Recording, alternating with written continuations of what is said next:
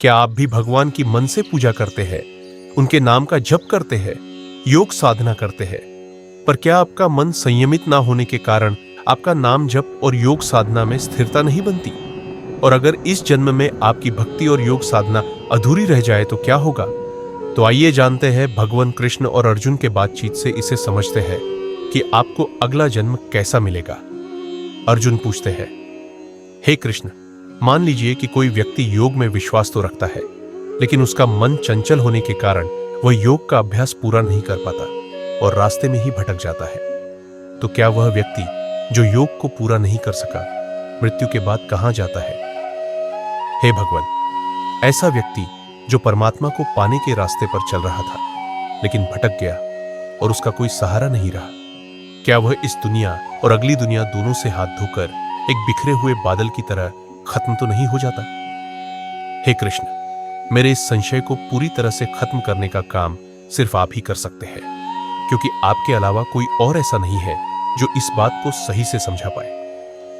हे अर्जुन, ऐसे व्यक्ति का न तो इस दुनिया में कोई नुकसान होता है और न ही मरने के बाद, क्योंकि मेरे प्रिय, जो भी इंसान अच्छे और भलाई के काम करता है उसका कभी बुरा हाल नहीं होता। जो व्यक्ति योग के रास्ते से भटक जाता है वह मरने के बाद व्यक्ति को पिछले जन्मों के भक्ति, योग साधना और अच्छे कर्मों के फलस्वरूप पहले स्वर्ग जैसा सुख मिलता है।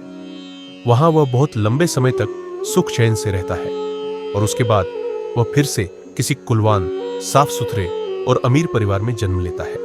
तो उसे वहां बचपन से ही एक ऐसा माहौल मिलता है जहां उसे फिर से भक्ति और योग का अभ्यास करने का मौका मिल सके, जहां उसे अपने पिछले जन्म की साधना को आगे बढ़ाने में पूरी मदद मिलती है।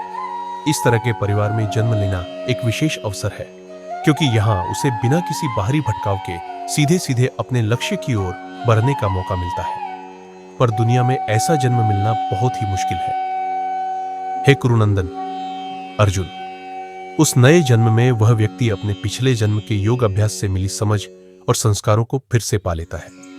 योग में किया गया कोई भी प्रयास कभी व्यर्थ नहीं जाता। वह अभ्यास हमारे संस्कारों में समा जाता है और अगले जन्म में भी हमारे साथ रहता है। इसी कारण वह व्यक्ति स्वाभाविक रूप से ही योग की ओर आकर्षित होता है और अपने पिछले जन्म की यात्रा को आगे बढ़ाता है। अपने पिछले जन्म के अभ्यास के कारण वह व्यक्ति बिना इच्छा के भी योग की तरफ खींचा चला जाता है।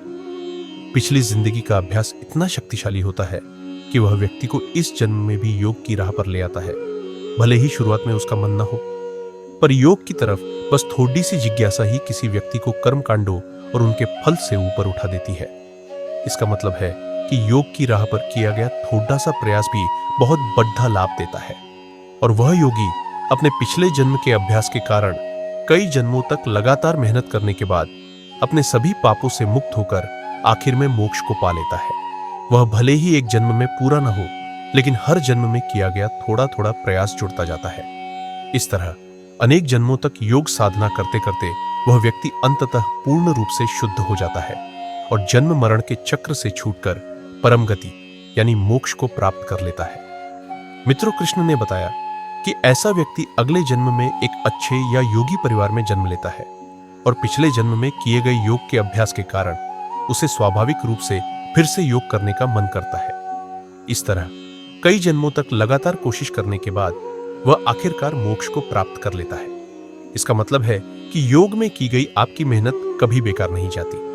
आपका हर छोटा बड़ा प्रयास आपके अगले जन्मों में आपका साथ देता है और आपको आपके लक्ष्य तक जरूर पहुंचाता है। अगर यह ज्ञान उपयोगी लगा हो तो गीता टॉक्स चैनल को लाइक करें, सब्सक्राइब करें और कमेंट जरूर करें।